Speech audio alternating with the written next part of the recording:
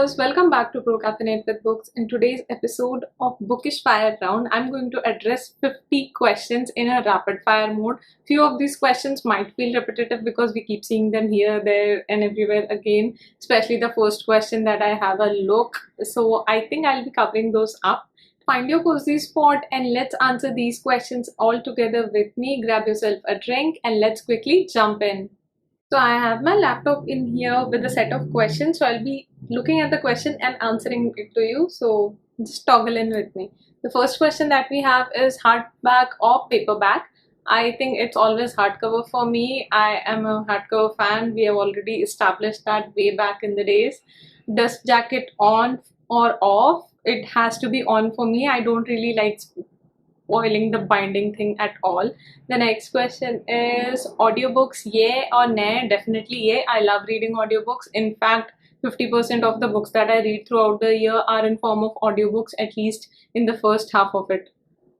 Do you cover by? Yes, I do cover by. At least 50% of my picks are initially a cover by, and if the cover interests me, then I turn around and read the blurb. So that's the first thing that I look at. What's a good book with a bad cover? So I have Food Fight. The story is still okay and good, but the cover, I don't think it does justice to the story that's there in here. Next question. What's a bad book with a good cover? I think the cover of this one is really good, but the book is not so good. So I think that's it. The first book that I ever read, I think it was Enid Blyton's Mallory Tower series, which is based upon few young girls living in a boarding school and the mishaps that they go through. And the last book that you have just finished, I think it was The Dark Hour. I think that's the one that I recently finished. The last series that you finished, it's Once Upon a Broken Heart, and you might have already seen the series review video of it as well because I was slightly going overboard with it. The last book that you bought, I recently went to a international book fair and got tons of books. So those are still the last books that I bought with my own money. There have been a few other book mails as well, but those are not something that I've bought personally. Then what's your favorite genre? It's fantasy, obviously, followed by the intrinsic elements of magical realism in it. What's your favorite book in that genre? I think I have several favorites. So I'll just come across my favorite authors, which is V.E. Schwab, Cassandra Clare, and these days Lee Bardugo as well. So those are my favorite authors. And do you read poetry? Yes, I read poetry, but in a very limited mood setting and a very limited topics. When it comes to poetry, I'm a poetry lover, but of a very specific kind. So I'm highly audience specific is the right word to use in this case. Do you read popular science books? The last science related books I read was Lessons in Chemistry, if that counts. Then we have middle grade books. Yes, all the books that you see over here are middle grade. In fact, half of the shelf in here is also teens and middle grade section only. So I love reading middle grades. That's established. Then we have, do you have any book subscription boxes? Unfortunately, not at the moment because here there isn't a possibility of getting one. And back when I was in India, there was one particular book subscription service that I really wanted to get, but their timelines were really creepy and I did not want to put all those money in and wait almost a year and a half to get that just single book after multiple times of following. So no book subscription boxes for me. What's your favorite bookish item? I think I have a bookish scented candle that I really like, and besides that, I think just customized bookmarks, I am pretty much happy with it. I don't need a lot of things to make me happy around those. What's your current bookmark? My current bookmark is a official bookmark, like proper bookmark, no receipts or clutter or anything of that sort at the moment. What's the strangest object you have used as a bookmark? I think it would be my clutcher that with which I clutch my hair. So I have used that often as a bookmark. Then we have book jackets, yay or nay. I think book jackets are pretty controversial. Some people even go out of their way to, buy specific jackets of particular design for their books. I'm not one of those people. If they are there, well and good. If they are not, hard pass. Nothing really relevant to me. Who's your fictional boyfriend?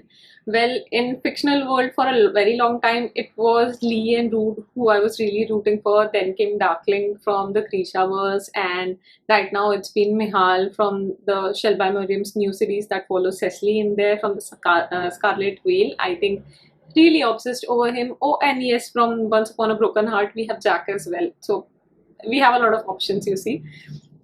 Favorite book villain. So out of the book boyfriends that I talk about, most of them were villains, but I think the favorite one would be Darkling in the Grishaverse series. I really like his characters and ambiguity that surrounds him.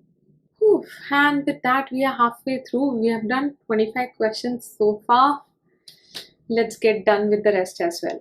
Then we have favorite book adventure. Lord of the Rings, undoubtedly. I think that's the best adventure that I've come across. Then we have series trilogies or standalones. I like series in trilogy format, so those are my first choice. And after that, I would rather prefer standalones, and anything less than that or more than that just does not click so well with me. My favorite book adaptation. I think we have done a whole series of books to movies or online adaptations. So I'll link that series up in the eye. You can go check out my detailed views on that. And then we have favorite book related world. I think the world of Storm Singers is really unique. I haven't come across anything resembling that in any other world. So the Storm Singers world is something that I really love.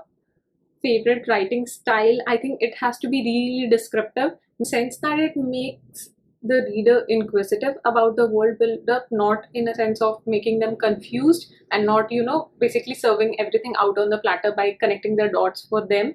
Let the readers connect the dot, let them be a little inquisitive, and move the mystery in such a case that you are really interested to entangle them by yourself. What's a book that you love that people don't know about? I think from the time that I started reviewing books, I think I've been going gaga about the books I absolutely love and sharing them all with you. But if I have to say about something that you don't know, probably it was Paulo Coelho's one book, By the River Petra. I sat down and wept. I have read that book like 15 to 20 times in a very small span of time. So I used to continuously read that book back to back, and it's one of my all-time favorite books. What's a popular book that you hated? There are several. Just to name a few of the recent ones, I think Emily Henry's Happy Place was one such instance that I absolutely hated. What's a book that changed your life? So Paulo Coelho's multiple books. I think one of them was By the River Petra. I sat down and wept. Then there was Turtles All the Way Down. And there are a few more. I should probably do a whole new video around that. Favorite childhood reads, I think besides Enid Blyton, I loved reading the Harry Potter series in my childhood, so that would be one. What book did you hate at school? I think I actually loved Julius Caesar, but I hated Macbeth. Like, I don't know why we had to read that as a syllabus in school. I really could not get through with that story. Do you buy to collect? Now I've started buying for collection purpose, so I make sure that the book I buy now are worth rereading, worth investing in, and are of course in a good condition. So I make sure to tap those parameters. Do you donate books? I do donate books now because there are certain books that over a period of time your reading taste really changes and you no longer associate with them. So it's better to let go of those books somewhere where other people might be able to take care of them better and enjoy them more. So that's that. What's your favorite reading snack? I don't snack while reading. I just hate it when those smudgy fingers touch the pages. I really don't want anything to be near or around except my coffee that I can handle with one hand and read the book with other. But apart from that, nothing else really comes around. What's your favorite reading position? It's either this, like I need something to put my hand on. So I'll be sitting on a couch, or I'll be simply laying down on bed and putting the book in front of me on the support of a pillow and reading it around there. What's your favorite natural light or lamp light? I would love to read in natural light and I do prefer it, but unfortunately because of time constraints we usually read during night, and that's why I'm dependent on the lamplight. Reading inside or outside? I prefer reading inside, like the Hobbit said. Stepping out your doors is a dangerous business and there are too many variables involved, so I would prefer reading in my solace, peaceful home.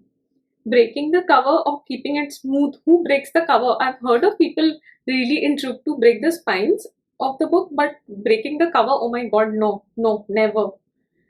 Do you read in other languages? So apart from English, I do read books in Hindi as well, though not that frequently because one, you don't get around Hindi books that easily. And second, there are certain segments of book that I really enjoy reading in Hindi, especially the mythology ones, like the Shiva trilogy by Amish Tripathi, the Meluha series, those kinds of books.